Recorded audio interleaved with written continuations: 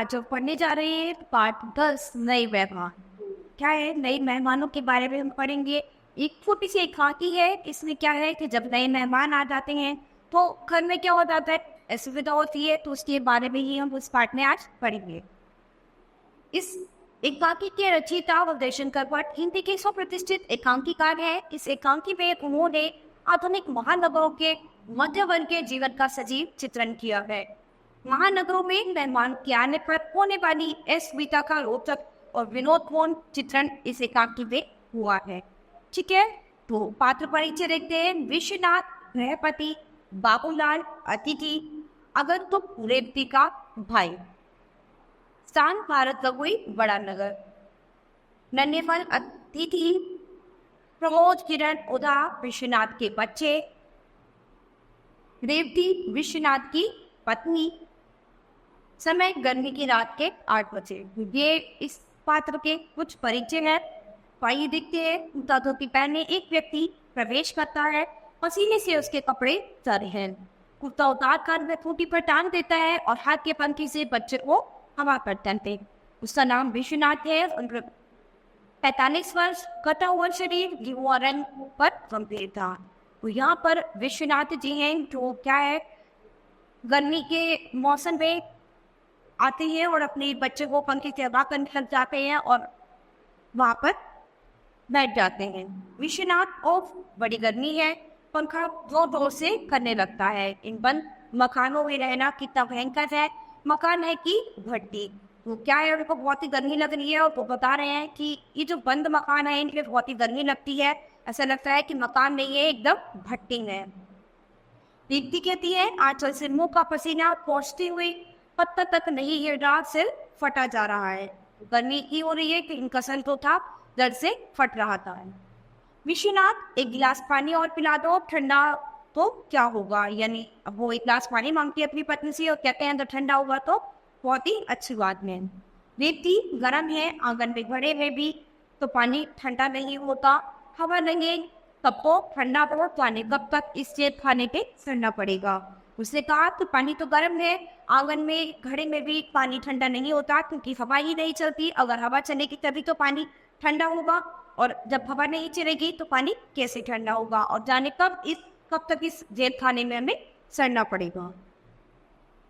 विश्वनाथ, मकान मिलता ही नहीं, आज 2 साल से दिन रात तक करके ढूंढ रहा हूँ, हाँ पानी को दे आओ। वो बताता है अपनी बच्ची को कि मैं क्या कर सकता हूँ, मुझे कोई मकान नहीं मिल रहा, मैं कब से ढूंढ रहा हूँ, लेकिन अब पानी तो ले दिया हूँ। दीप्ति कहती है, बर्फ ले आते, पर मनी बर्फ भी तो कोई कहाँ तक पिए। ठीक है, तो अब वो अपने बच्चे से कहती है कि बर्फ ही ले आती है, सब कुछ पानी ठंडा हो जाता है, लेकिन फिर कहती है कि ये बर्फ भी कहाँ तक पी जाएगी।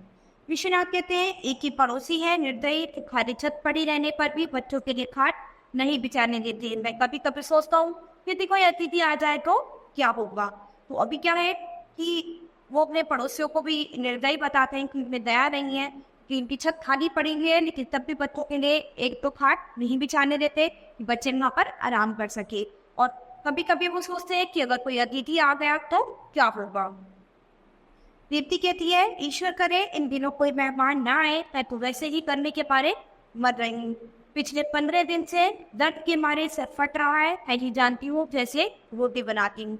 वो क्या है, वो कहती है कि इन दिनों इतनी गर्मी में कोई मेहमान नहीं आए तो अच्छा होगा, कि मैं तो पहले से ही बहुत परेशान हूँ। मेरा सर पिछले 15 दिनों से दर्द से फट रहा है और मैं ही जानती हूँ कि मैं इस समय कैसे रोटी बनाती हूँ। रेवती जाती है, बच्चा गर्मी से घबरा उठता है। विश्वनाथ जोर जोर से पंखा करता है। रेवती पानी का गिलास लेकर आती है। विश्वनाथ कहते हैं, तुम आज जाकर ऊपर सो जाओ, मैं आंगन में खाट डालकर पड़ा रहूंगा, बच्चों को ले जाओ, ये गर्मी में बोल रहा है। तो क्या है, अब वो कहता है कि तुम ऊपर जाकर खाट बिछाकर बच्चों को लेकर चली जाओ, तो आप लेट जाओ, मैं यहाँ आंगन में खाट बिछाकर लेट जाऊंगा कि यहाँ पर लोग है गर्मी की वजह से बहुत ही घूम रहा है। दीप्ति कहती है, यह नहीं हो सकता, मैं नीचे सो जाऊंगी, तुम ऊपर छत पर सो जाओ। विश्वनाथ, यही तो तुम्हारी पूरी आदत है, किसी का कहना ना मानूंगी, बस अपने ही खाते जाओगी। 15 दिन से सिर पे दर्द हो रहा है, मैं कहता हूँ खुली हवा में सो जाओगे तो तबीयत ठीक हो जाएगी। कहते हैं अपनी पत्नी से, यही तो तुम्हारी सबसे बेकार बात है कि तुम किसी की सुनती नहीं हो, केवल अपनी अपनी ही कहती हो। तुम्हारा इतने दिन से सर दर्द है, वो खुली हवा में सो भी तो तुम्हारी तबीयत थोड़ी ठीक हो जाएगी। बाहर से कोई दरवाजा खटखटाता है। दीप्ति, कौन होगा? विश्वनाथ, न जाने, देखता हूँ। दीप्ति कहती है, भगवान कोई मुसीबत न आए। तो एकदम से जैसे ही वो ये बात करते हैं तो अचानक बाहर से कोई गेट खटखटाता है उनका। अब वो एक दूसरे से पूछते हैं कि कौन होगा। वो फिर दीप्ति कहती है, न जाने अब कौन सी नई मुसीबत होगी। बच्चा डरने के मारे उठ बैठता है और पानी मांगता है। वे बच्चे को पानी पिलाती है, पंखा करती है। इसी समय दो व्यक्तियों के साथ विश्वनाथ प्रवेश करता है। दीप्ति बच्चे को लेकर आंगन में चली जाती है। आगंतुक एक साधारण बिस्तर और एक संदूक लेकर कमरे में प्रवेश करते हैं। बड़े का नाम नन्हेपन और छोटे का बाबूलाल है, क्योंकि यहाँ पर कोई मेहमान आते हैं तो वो मेहमान जिससे से बड़े का नाम नन्हेपन और छोटे का बाबूलाल होता है, वो भी इनके यहाँ पर वो मेहमान आए हैं। बाबूलाल बच्चों की ओर देखकर, क्या नाम है तुम्हारा भाई? प्रमोद। प्रमोद। किरण। किरण। तो बाबूलाल कहते हैं, ठंडा ठंडा पानी पिलाओ दोस्त, प्राण सूखे जा रहे हैं। विश्वनाथ, देखो प्रमोद, कहीं से बर्फ मिले तो ले आओ। आप लोग क्षमा कीजिएगा, आप कहाँ से पधारी हैं? नन्हेपन, अरे आप नहीं जानते, वह लाला संपत नाम है, नगोटे वाले, वह मेरे चचेरे भाई। विश्वनाथ कहते हैं, मैं संपत राज को नहीं जानता। तो नन्हेपन कहते हैं, क्यों? वह तो आपसे बिके हैं, आपकी तो वह। तो बाबू लाल कहते हैं, हाँ, उन्होंने कई बार मुझसे कहा है आपको, आपकी तो वह बहुत तारीफ करते हैं। फिर किरण कहती है विश्वनाथ से, माँ पूछती है खाना, तो वो खाने के लिए पूछती है। तो नन्हेपन कहता है, क्यों बाबूलाल, पंडित जी अब तो हुआ, तुम जानो खाना तो।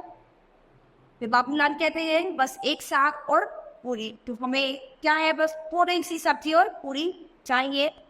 नन्हेपन कहता है, वैसे तो मैं पराठे भी खा लेता हूँ। वो भी दोनों ये डिवाइड कर दी कि पूरी भी खा लेंगे और पराठे भी खा लेंगे, रोटी के लिए तो नहीं बोला। प्रमोद बर्फ का पानी ना खाया, वो लोग पानी पीते हैं। किरण कहते हैं विश्वनाथ से धीरे से, फिर खाना, ये खाना खाने का कैसे करना है कि खाना बनाना है या नहीं? विश्वनाथ इशारे से, ठहर जा जरा। नन्हेपन, पानी पीकर आओ, अब जान में जान आई, सचमुच कहीं पे पानी भी तो जान के। तो नन्हेपन जैसे ही पानी पीकर तो कहता है कि अब थोड़ी शरीर में जान आई है कि गर्मी में केवल पानी ही जीवन है।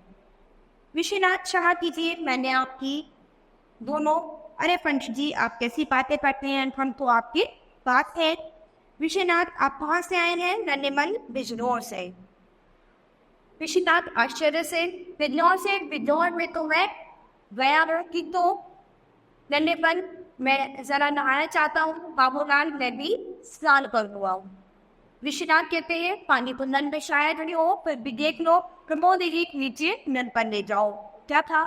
या वो नहाने के लिए बोलते हैं। उसने कहा कि नल में पानी हो या ना हो ये कह नहीं सकते, कि फिर भी आप एक बार देख लो।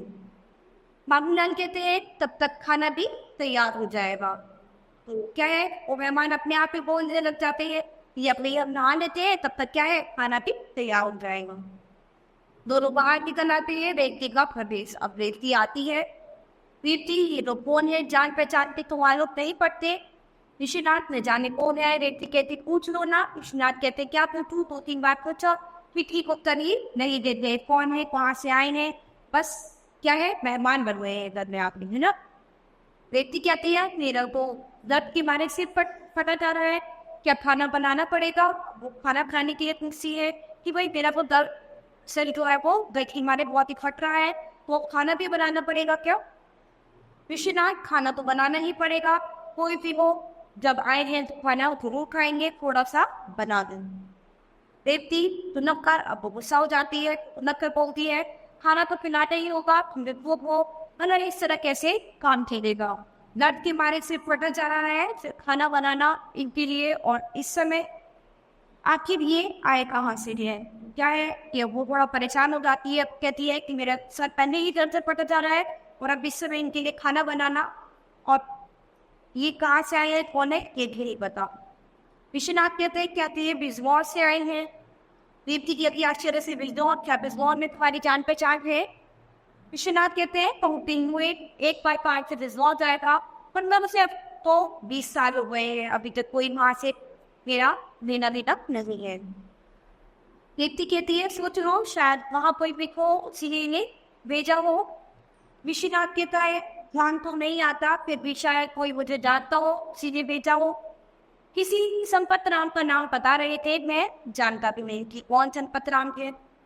व्यक्ति कहती है बड़ी मुश्किल है, मैं खाना नहीं बनाऊंगी, पहले आत्मा फिर परमात्मा, जब शरीर ही ठीक नहीं रहता तो फिर और क्या करूं। अब वो क्या है, हाथ गिरा देती है, वो कहते हैं कि मैं खाना नहीं बनाऊंगी, पहले आत्मा फिर परमात्मा, यानी जब मेरा शरीर ही ठीक नहीं है तो मैं खाना कैसे बना सकती हूँ। बाबूलाल का प्रवेश रेडमी का दूसरी ओर से जा रहा, तो अब जैसे ही बाबूलाल प्रवेश हो जाता है तो बेटी इधर से वहां से निकल जाती है। बाबूलाल कहता है न जाने पंडित जी आप वहाँ कैसे रहते हैं, पंखा पड़ता है। अब क्या है, गर्मी के मारे हाथ से पंखा पड़ता है और कहता है पता नहीं आप यहाँ पर कैसे रहते हैं इतनी गर्मी में। विश्वनाथ कहते हैं 8-9 लाख आदमी इस शहर में रहते हैं और उनमें से 6-7 लाख आदमी इसी तरह मकानों में रहते हैं। अब विश्वनाथ ने बताया कि 8-9 लाख आदमी जो है इस शहर में रह रहे हैं और कम से कम 6-7 लाख आदमी जो है इस तरह करने में जुट रहे हैं। ऊपर छत पर शोर बजता है। प्रमोद आकर उन्होंने नीचे छत पर हाथ धो लिए, पानी फैल गया, इसीलिए वह पड़ोसी की स्त्री चिल्ला रही है। मैंने कहा सवेरे साफ कर देंगे, इन्हें मालूम नहीं था। तो क्या था कि पड़ोस में शोर मचे लगा, क्यों, क्योंकि वो था उन्होंने उनमें से एक अतिथि ने क्या किया, पड़ोस की छत पर हाथ धो लिए और उनकी छत पर पानी फैल गया, तो पड़ोस की जो स्त्री थी वो चिल्लाने लगी। वो प्रमोद ने कहा कि हम सुबह को साफ कर देंगे, उन्हें ये अतिथि की हमने कुछ भी मालूम नहीं था। विश्वनाथ कहते हैं तुमने नहीं बताया कि हाथ दूसरी जगह तो। प्रमोद कहता है मैं पानी पीने चला गया था, वहाँ उछल होने लगी, उसे चुप कराया, पानी पिलाया और पंखा भरता रहा। विश्वनाथ कहते हैं चलो कोई बात नहीं, उनसे क्या तो कि सवेरे साफ कर देंगे। अब क्या है, वो कहने लगी कोई नहीं, बोल दो कि अपन सुबह साफ कर देंगे, अभी परेशान न हो। पड़ोसी का तेजी से प्रवेश। अब क्या है, सब कुछ हो जाता है तो एकदम पड़ोसी तेजी से वहां पर प्रवेश करता है। पड़ोसी कहता है बेटी साहब मेहमान आपके होंगे, मेरे नहीं, मैं यह बर्दाश्त नहीं कर सकता तो मेरी छत पर इस तरह गंदा पानी फैलाया जाए, सारी छत गंदी कर दी। तो पड़ोसी अपनी बात रखता है कि देखो ये मेहमान आपके हैं, मेरे नहीं है, मैं ये बात बिल्कुल बर्दाश्त नहीं करूंगा कि इन्होंने गंदा पानी डालकर मेरी पूरी छत जो है खराब कर दी। विश्वनाथ कहते हैं वाकई गलती हो गई, कल सवेरे साफ कर दूंगा, करा दूंगा। पड़ोसी कहता है आपके यहाँ इतने मेहमान क्यों आते हैं, यदि मेहमान बुलाने हो तो बड़ा सा मकान दें। अब वो एक नई सलाह देता है तुम्हारे यहाँ तो बहुत मेहमान आते हैं और अगर इतनी मेहमान बुलानी है तो तुम बड़ा फैक्चर ले लो। विश्वनाथ कहते हैं यह भी आपने खूब कहा कि इतने मेहमान क्यों आते हैं, अरे भाई मेहमान को क्या मैं बुलाता हूँ, खैर आज क्षमा करें, अब ऐसा नहीं हुआ। पड़ोसी कहते हैं कहा तब कोई क्षमा करे, क्षमा क्षमा, बस एक ही बात याद करनी है, क्षमा। चला जाता है, वो आते हैं, दोनों क्या बात है। अब वो मुझसे क्या बात हो गई। विश्वनाथ कहते हैं देखिए मैं आपसे 1-2 बातें पूछना चाहता हूँ। नन्हेमन हाँ पूछिए, मालूम होता है आपने हमें पहचाना नहीं, बाबूलाल आता है, कभी कभी ऐसा भी हो जाता है, हम तो आपको जानते हैं, कई बार आपको देखा भी है। वो कहते हैं कि कोई नहीं, कभी कभी ऐसा हो जाता है, कोई इसको नहीं पहचान पाता, लेकिन हम तो आपको जानते हैं, हमने आपको कई बार देखा है। बाबूलाल कहता है नादा भानामन की लड़की की शादी में आप नजीबाबाद आए थे। नन्हेमन अरे दूर क्यों जाते हो, अभी पिछले साल आप मुरादाबाद गए थे। विश्वनाथ कहते हैं हाँ पिछले साल में लखनऊ जाते हुए 2 दिन के लिए जगदीश प्रसाद के पास मुरादाबाद ठहरा था। नन्हेमन कहते हैं हाँ सेठ जगदीश प्रसाद के यहाँ हमने आपको देखा था। तो बाबूलाल कहते हैं उनकी आटे की मील है, क्या कहने हैं, उनके बड़े आदमी हैं, हम उन्हीं के रिश्तेदार हैं। तो विश्वनाथ कहते हैं पर उनका तो प्रेस है। फिर नन्हेमन कहते हैं प्रेस भी होगा, उनकी एक बड़ी मील भी है, अब एक और गले की मील बिजनौर में खुल रही है।